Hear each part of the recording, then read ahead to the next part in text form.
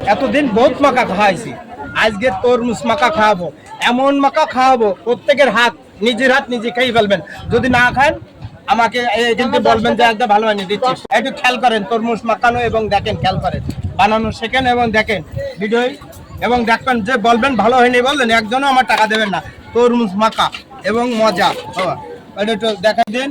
এই যে মাকা দেখেন, এরকম ধরবেন, এরকম ভাবে করবেন, আর এত স্বাদ করে বানাই দেবো, মনটা ভরি উঠবে খাওয়ার জন্য। বলবেন যে ভালো লাগেনি, আমার একজনও টাকা দেবেন না। তরমুজ মাকা খেয়াল করেন,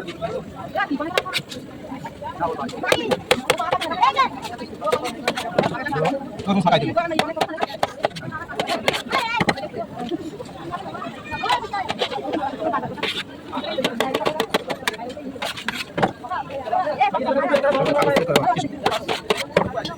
সাত করে মশলা বানানো, এই মশলাগুলো শেখেন এবং দেখেন। এই মশলা এটা হলো বিট লবণ, বুঝলেন?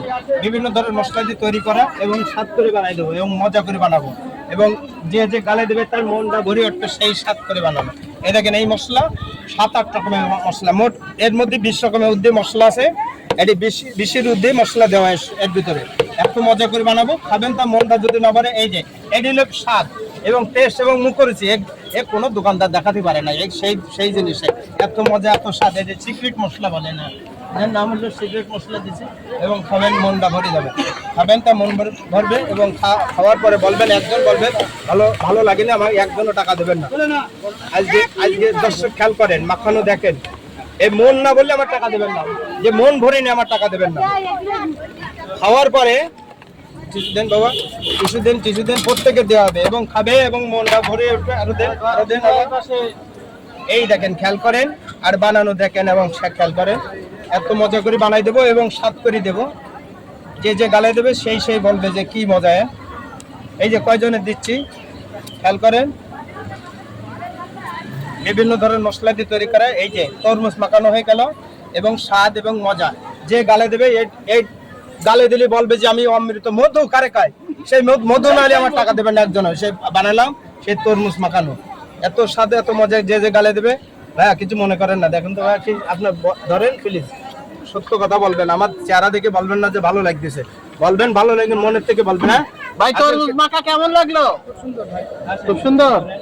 দর্শক খেয়াল করেন, এই গালে দিলে অমৃত কারে কয়। তুমি না শোনা, না সবাই দেবো এবং আসে এনে দর্শকের আজকে বানানো দেবো না, কিছু মনে করেন না। ধরেন এই দর্শক বাবু, খেয়াল করে দেন। ভাই কেমন লাগলো তরমুজ মাখানো? আগে কখনো খেয়েছেন? তা আজকে যে প্রথম তরমুজ মাখানো খাচ্ছেন, কেমন লাগলো? ভালো লাগছে। আচ্ছা আচ্ছা, খেয়াল করেন দর্শক। ভাই কেমন লাগলো তরমুজ মাখানো? আগে কখনো খেয়েছেন?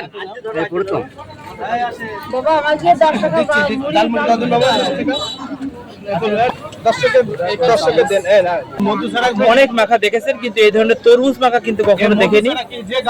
সেই জনপ্রিয় ভাইরাল সাত্তার ভাই আজকে তরমুজ মাখা মাখিয়ে আমাদের দিল, এবং অসাধারণ তরমুজ মাখা খাওয়ার জন্য কিন্তু এখানে প্রচুর মানুষ ভিড় জমিয়েছে। আমরা দেখছি কন্টেন্ট ক্রিয়েটার শান্ত এসেছে সেই তরমুজ মাখা খাওয়ার জন্য। আমরা একটু তার কাছ থেকে শুনবো আসলে সাত্তার ভাইয়ের এই তরমুজ মাখা কেমন লাগছে। ভাই, রসগোল্লা দর্শকের জিজ্ঞাসা করেন, ভালো একজন বলতে পারবে না।